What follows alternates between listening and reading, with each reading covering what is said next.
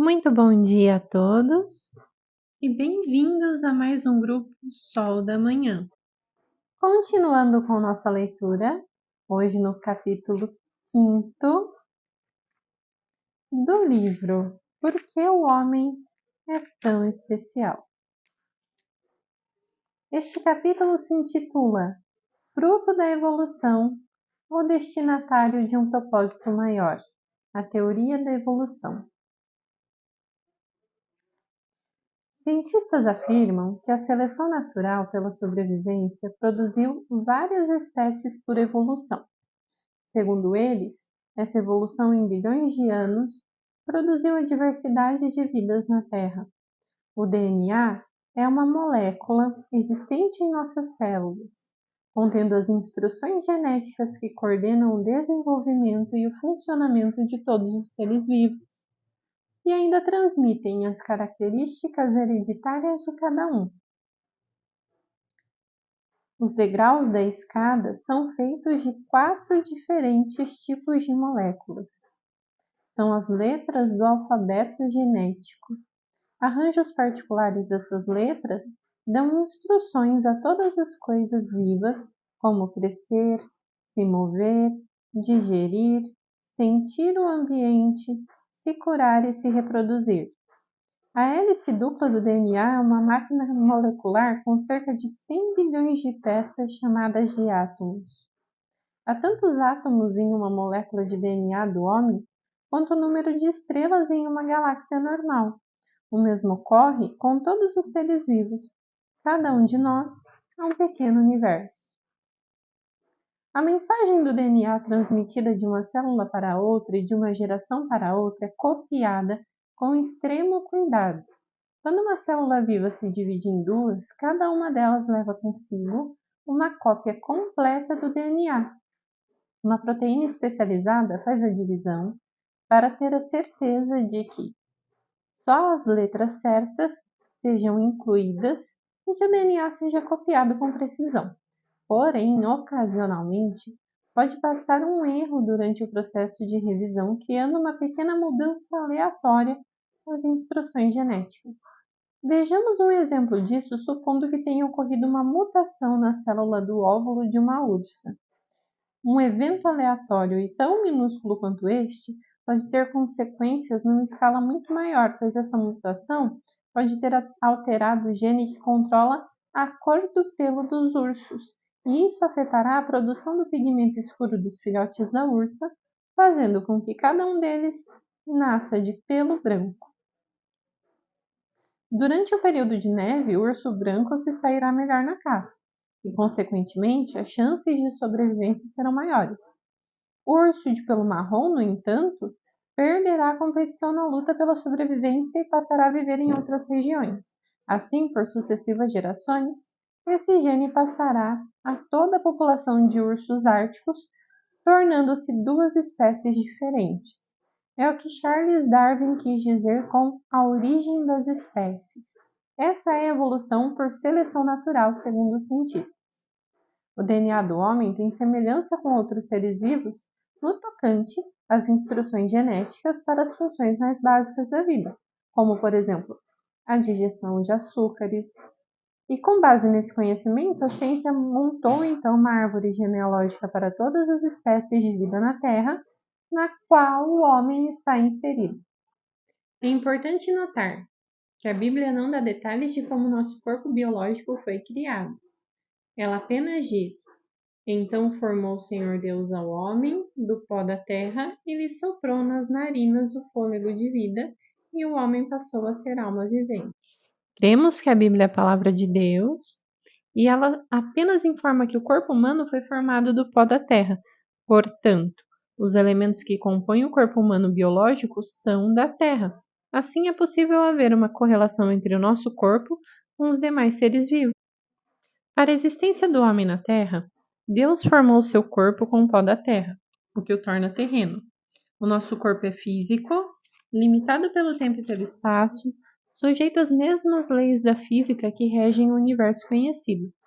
Do ponto de vista físico, os filósofos têm razão em afirmar que a nossa existência não tem nenhuma importância diante da vastidão do universo. O apóstolo Paulo afirmou que a nossa esperança em Cristo se limita apenas a esta vida, somos os mais infelizes de todos os homens.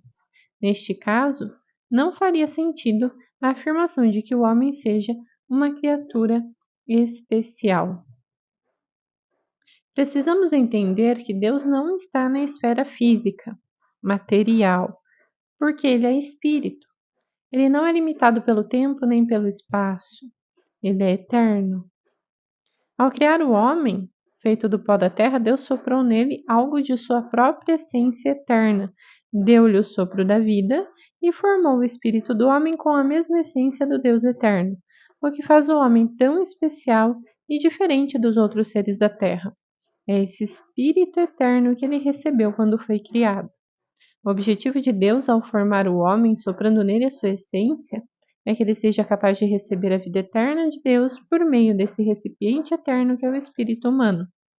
O que torna o homem tão especial não é o seu corpo biológico, que os cientistas dizem provar sua semelhança com outros seres vivos na Terra, reforçando a teoria da evolução. Antes, é seu espírito humano, que não é físico, não está sujeito às leis da física, mas é da mesma natureza eterna de Deus. Quando o homem morre, seu corpo também morre, mas quando seu espírito e sua alma não morrem. Por essa razão, o livro do profeta Zacarias dá indicações de que o céu foi criado para a existência da terra, e a terra foi criada para o homem existir, destacando a criação do espírito do homem. O próprio Jesus, quando esteve na terra, disse: Deus é espírito e importa que seus adoradores o adorem em espírito e em verdade. A todos quanto receberem a Jesus, ser-lhes-á dado o poder de serem filhos de Deus, a saber, os que creem no seu nome. O plano maravilhoso de Deus é produzir muitos filhos pela inserção da sua vida eterna no homem.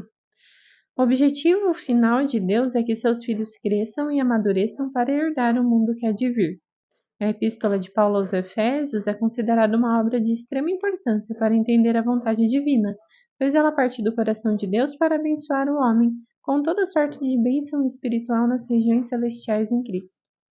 Trata-se de bênção que provém da esfera espiritual e não da esfera física, material. Ele nos escolheu antes da fundação do mundo para sermos santos e irrepreensíveis perante Ele, e em amor nos predestinou para Ele, para a filiação por meio de Jesus Cristo, segundo o beneplácito de sua vontade. Como vemos, Deus nos criou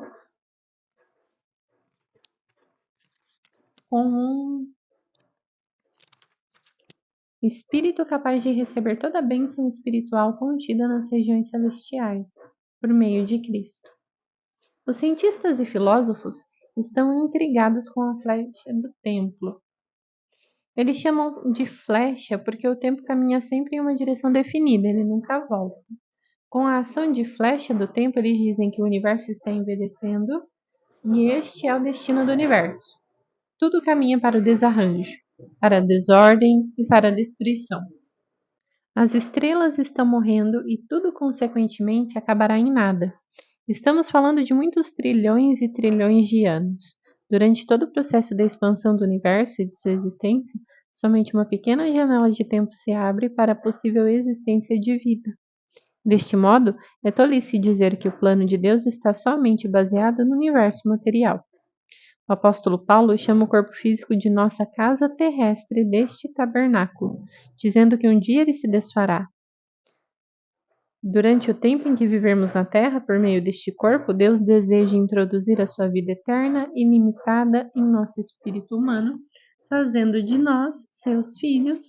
Todavia, isso é somente o começo, pois seu desejo é que essa vida cresça no âmbito da alma, transformando gradualmente a nossa mente, emoção e vontade, até nos tornarmos seus filhos maduros capazes de assumir com Cristo o governo do mundo que há de vir.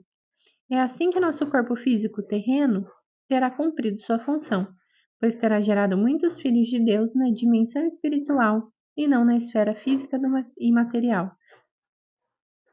Depois de ter servido de tabernáculo ou casulo, Para produzir algo celestial e espiritual, nosso corpo terreno terá substituído por um edifício,